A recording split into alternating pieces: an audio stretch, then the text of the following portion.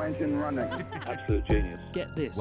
Welcome. This is the show where we bring you Science. What that essentially means is discoveries, Advances. Questions. Research. technology. Unbelievable. Without further ado, This is The Naked Scientists. Hello, welcome to this week's Naked Scientists. This is the programme where we bring you the latest breakthroughs in science, technology and medicine with me, Chris Smith. This episode, as infected blood victims are finally promised compensation after the UK government's cover-up of the scandal, we trace the story back to the very beginning and hear from some of the victims who now have justice. From Cambridge University's Institute of Continuing Education, this is The Naked Scientists.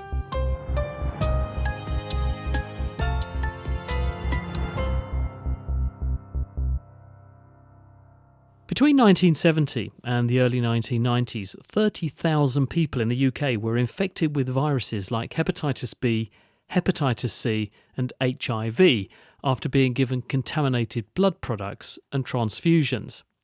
These infections affected two main groups, those with rare blood clotting disorders like haemophilia and people who had blood transfusions after childbirth, accidents or during medical treatment. A long-awaited report into the scandal, which has been carried out by Sir Brian Langstaff, has just been published, and it doesn't pull any punches.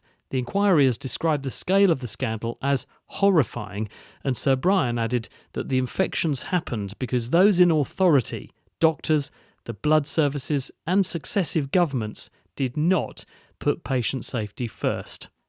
We'll hear from some of the victims through the programme. But how did what's been called the worst treatment disaster in the history of the NHS begin? I've been speaking to Cara McGugan, who's an investigative journalist and author of The Poison Line, Life and Death in the Infected Blood Scandal. So at the heart of the infected blood scandal is people with haemophilia. This is a genetic bleeding disorder that often passes from mothers to sons. And what that means is people with haemophilia don't have a protein in their blood that they need to have a clot. So if you bash your arm, your blood will continue to pool into the space, swelling and becoming very painful because you can't form the sort of mesh needed to stop the bleeding. A lot of people think that might be kind of an external bleed, like if you cut yourself, but that was often the less common version of bleeds. And so in the late 60s, this miracle treatment for haemophilia became available called Factor VIII. And it was made from human plasma, and it essentially replaced the protein that people with haemophilia needed in order to be able to live more normal lives, to be active and to be able to kind of go out with friends, run around the street and kick a football without the risk that if the football hits them, they're going to end up with a very large, painful injury as a result.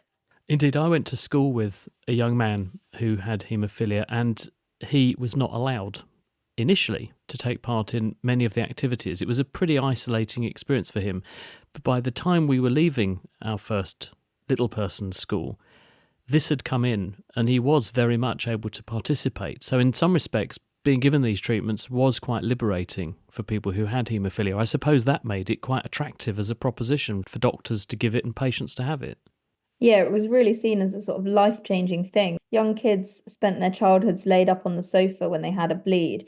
There was this older treatment called cryoprecipitate, and you had to wait for it to defrost over hours. It was frozen and then transfuse very slowly and then take effect. And it had more bits of plasma in it than just the Factor VIII. So it took more of it to have as much of a result. So yeah, like your friend, with Factor VIII, it was a white powder made by pharmaceutical companies and the NHS Blood Products Laboratory. You mixed it with sterile water and injected it, and you're almost ready to go again immediately. So, you know, people have told me that they would put it in the backpack and go mountain climbing. Like, it absolutely changed their lives. So with that in mind, was this something that doctors began to actively push on patients? Because presumably their motives were good ones. They wanted their patients to live longer and have a better health span as well. Fewer debilitating bleeds, more activity, effectively better mental health as well. Yeah, it was definitely pitched to patients in a big way. Doctors across the UK were prescribing this from 1973 when it was licensed. And they started to look at new ways to treat them as well. So not just when they had a bleed, which is how they used to have treated them, but also prophylactically to prevent bleeds. So rather than just when you'd had one, you would actually kind of inject a few times a week or a couple of times a month and keep your levels of factor VIII higher. So you could start to see a situation where you might not have those bleeds. And what that meant is we needed more and more factor VIII in the UK as more patients were kind of brought onto this treatment and started injecting very regularly. So where were they getting it from? This is where the problems begin. We weren't producing enough of our own factor VIII in the UK because here you can only donate plasma twice a month. And it's a free service, like you go and give blood, you're doing it altruistically to help people. In America, they could donate twice a week and they were paid to do it. So America became this kind of center of the plasma industry. People called it the OPEC of plasma. And they were making factor VIII to feed the world, essentially. So we were importing about 50% of our factor VIII from America to meet the needs of our patients. And who were the donors? So the pharmaceutical companies were setting up plasma centers in prisons, in the center of impoverished areas of American cities. They had mobile trucks that were known to go and park up outside nightclubs in gay neighborhoods.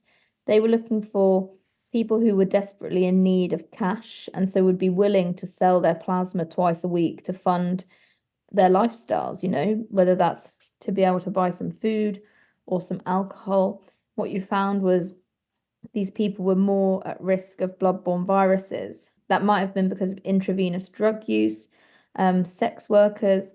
In prisons, you also had people making penitentiary tattoos, which is where you'd sort of get a biro and a mechanism and give someone a tattoo.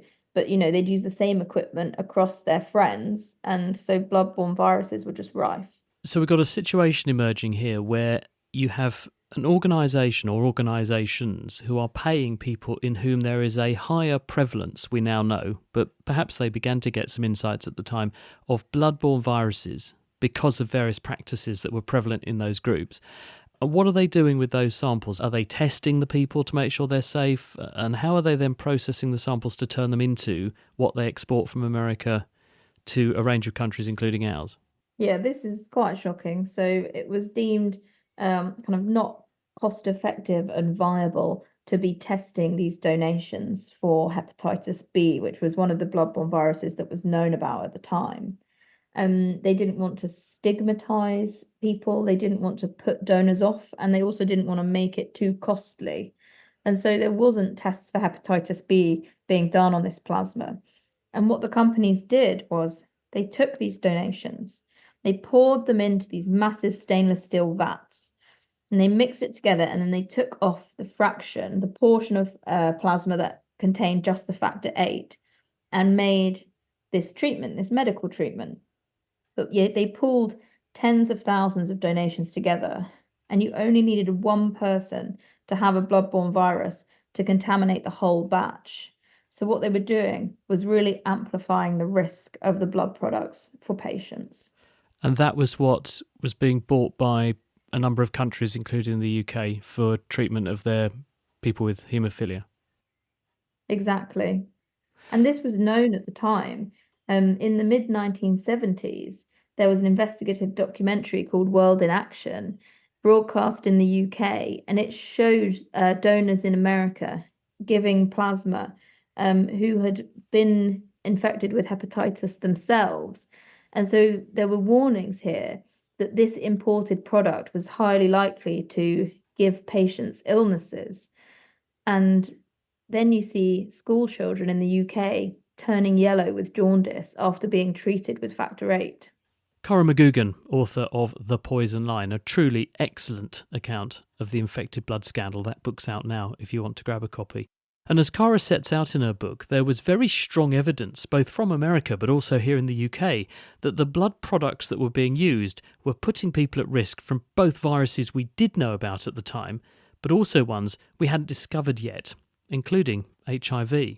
So what happened to some of the people who were infected with these blood products in the 1970s and 80s? We put a call in to one of them. Hi, I'm Andy Evans. I live in Worcester and I'm a haemophiliac who was infected at the age of 5 with HIV and hepatitis C. I developed full-blown AIDS when I was 16 and went through 4 years of not having any treatment for the actual HIV and the AIDS, just firefighting the symptoms and the illnesses that came with that syndrome. How old are you now, Andy? I'm 47 now. So, when you were infected at the age of 5, how did you find out that something was wrong?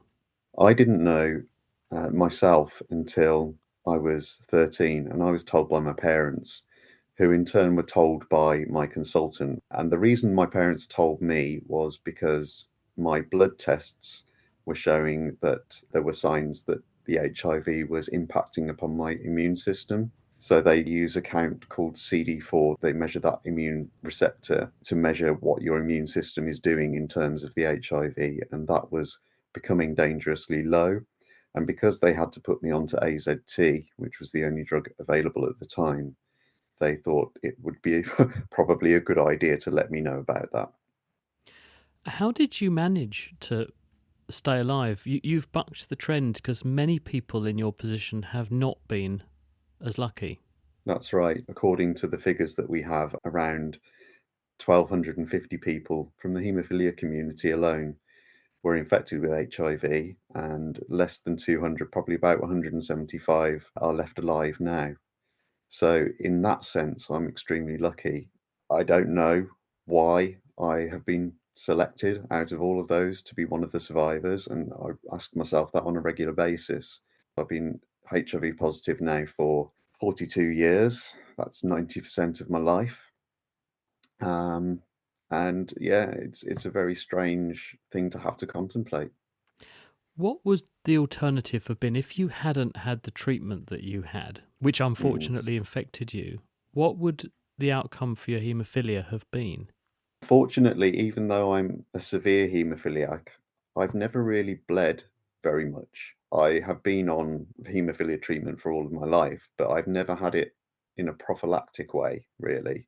It's only ever been on demand, and I've been told that I use a lot less factor VIII than the average severe haemophiliac. My joints are in good condition, which is not something that can be said for a lot of haemophiliacs of my age. I have to say that really, had I not received that factor VIII at that time, I don't think it would have had a massive impact on my haemophilia prognosis.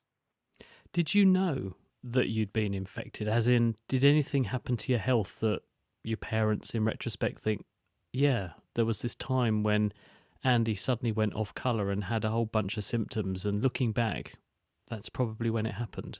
We think that maybe before I was infected with the HIV, there was a period where I was jaundiced. We think that was possibly down to hepatitis B, which I self-cleared, luckily. But obviously, my parents were on the lookout. My dad had read in the New Scientist that there may be HIV coming through blood products from the United States. And so he actually told me at one point, please look after yourself so you don't get a bleed. We don't know what's in this blood. But I don't remember becoming ill, and my parents have never told me about it either. So it was not really until they were told about it that it was confirmed that I had got HIV through it. And how did they cope? My parents were pretty good. They tried to shield me from their own worries as much as possible. But of course, as my illness progressed, they were impacted financially. My mum had to give up work as a teacher to look after me. She spent most of the time in hospital with me at the Children's Hospital while I was in for those 4 years. My dad still worked, but he would come and visit me at all hours of the day and night. My sister, who was younger by 4 years than me, was very much left to bring herself up, and that's carried consequences into her adult life as well. It really has impacted the entire family around me, and I know that's the same for a lot of people involved in this scandal as well.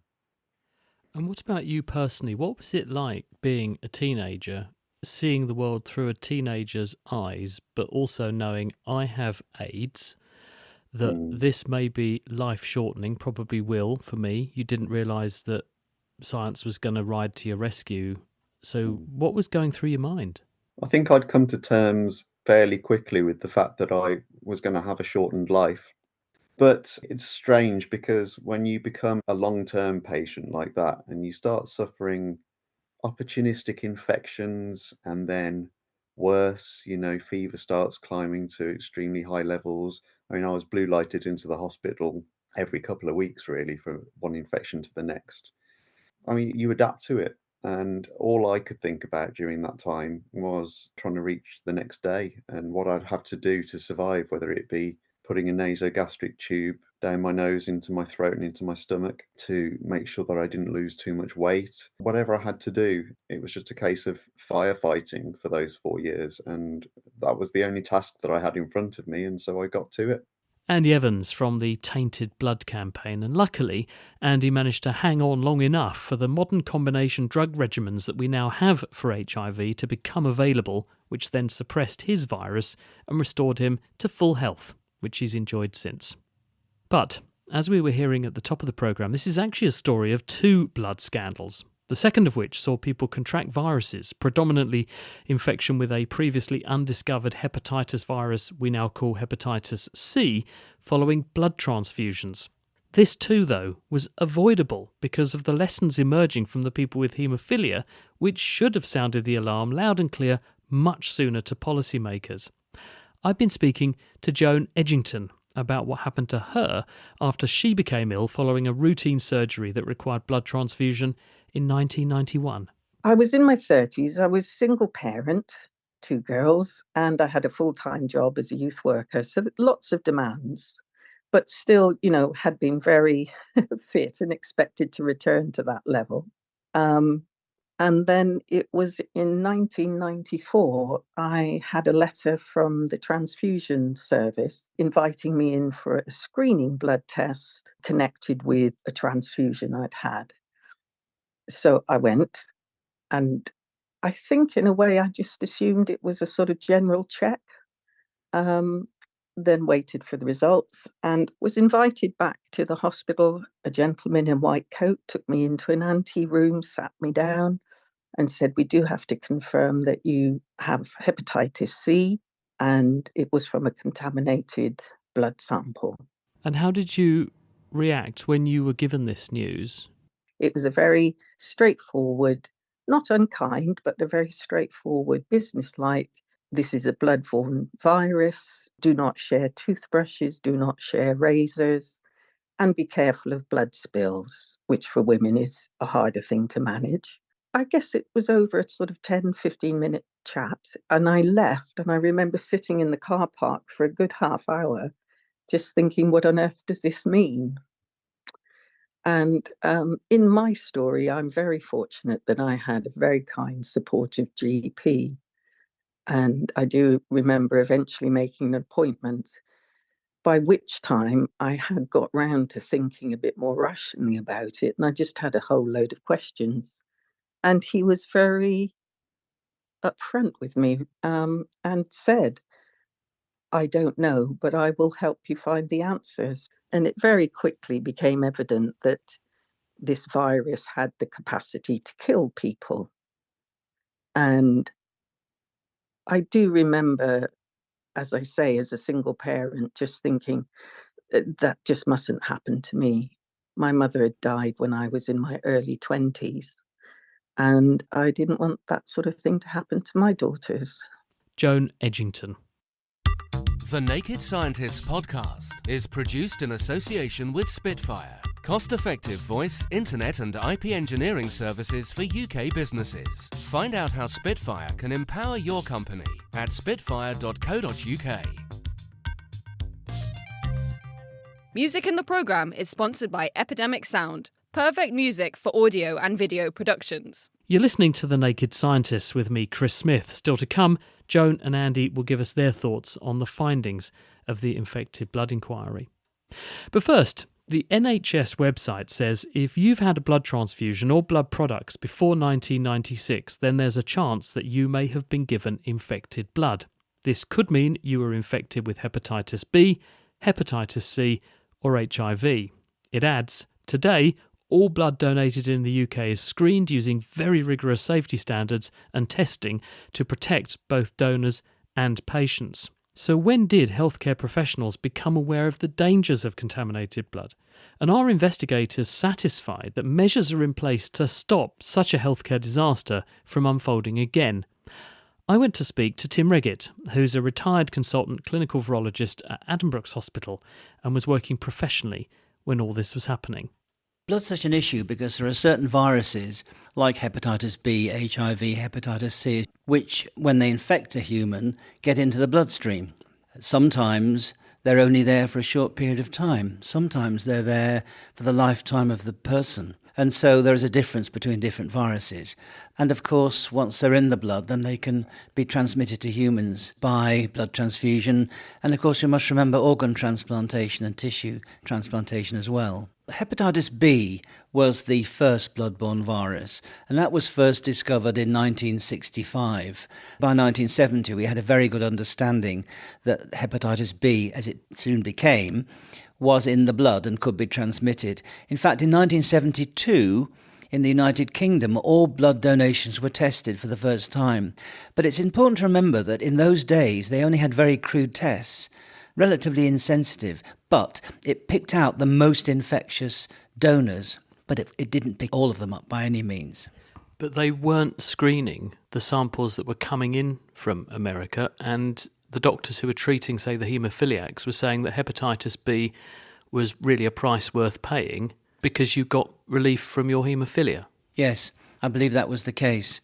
So why didn't they insist on screening? Because that, presumably to you as a virologist, you wouldn't give someone an organ transplant today and say, well, it's a price worth paying to be alive and have an organ rather than not be alive. I can't tell you why they didn't screen, but remember, we weren't just getting individual blood donations from America. 70,000, I think, is a figure that sticks in my head, of individual donors that went into a pooled product that we then imported to this country. The chances of picking up one donor or two donors in 70,000 was virtually zero.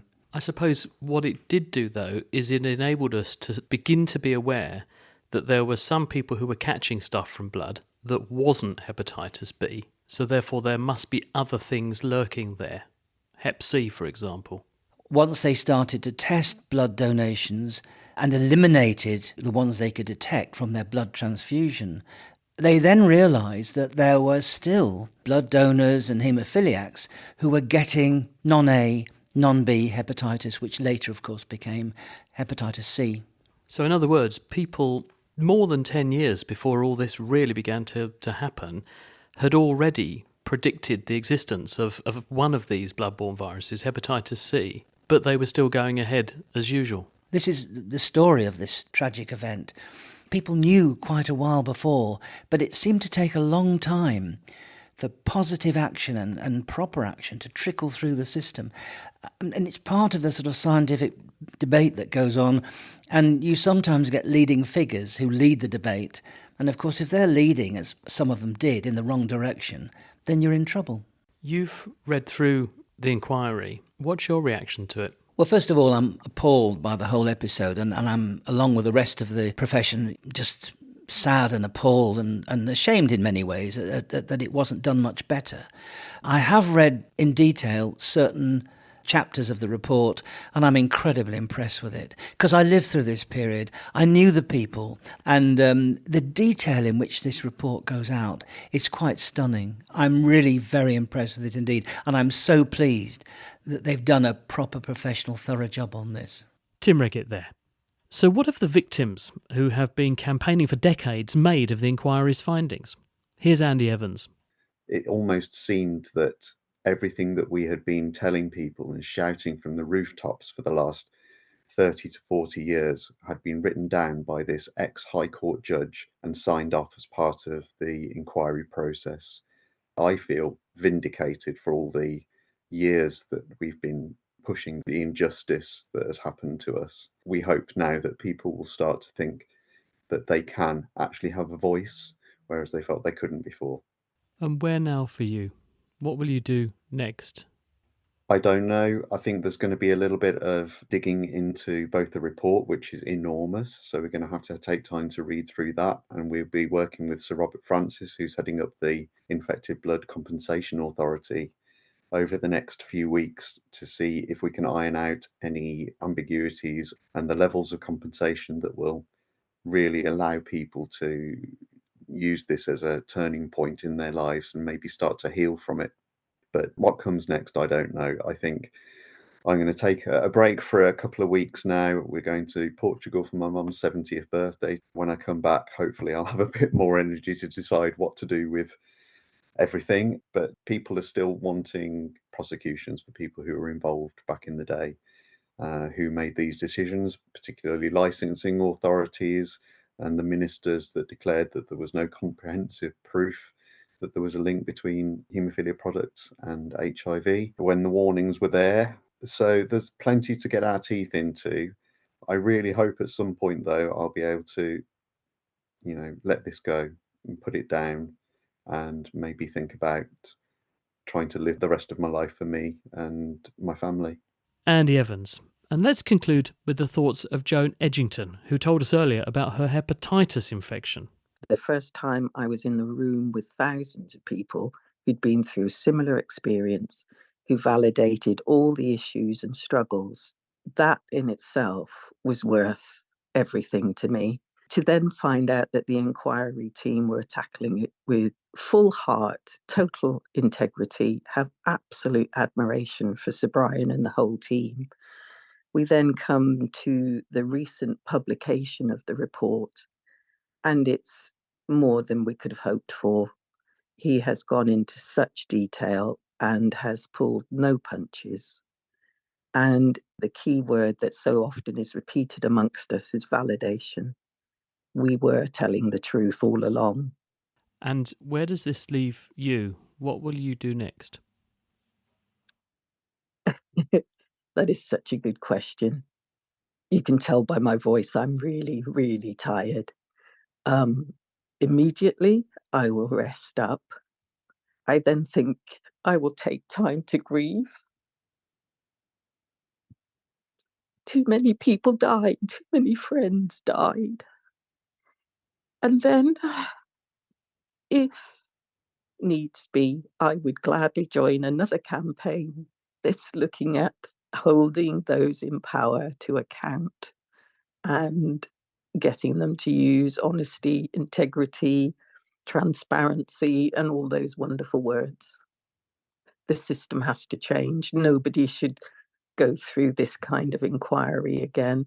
Even though we had the very best team behind us, it has been a long, exhausting, and often traumatic process. Many thanks to Joan Edgington, Andy Evans, Cara McGugan and Tim Reggett for taking us through the origins of the infected blood scandal and the findings of the long-awaited inquiry. Next week, we're going to be attempting to get to grips with a very different beast, and that is the dark universe. As the new space telescope Euclid seeks to unlock the mysteries of dark matter and dark energy, we ask why their secrets have eluded us for so long. If you like the work we do here at The Naked Scientists, please do consider making a donation to support the programme. We rely very heavily on your generosity to keep the show on the road. You can help us by going to nakedscientist.com/donate. And to those people who do support us regularly, as well as those with ad hoc contributions, thank you very much indeed. We're really grateful. The Naked Scientist comes to you from the University of Cambridge's Institute of Continuing Education. It's supported by Rolls-Royce. I'm Chris Smith, and from everyone here at the Naked Scientist team, thank you for listening, and until next time, goodbye.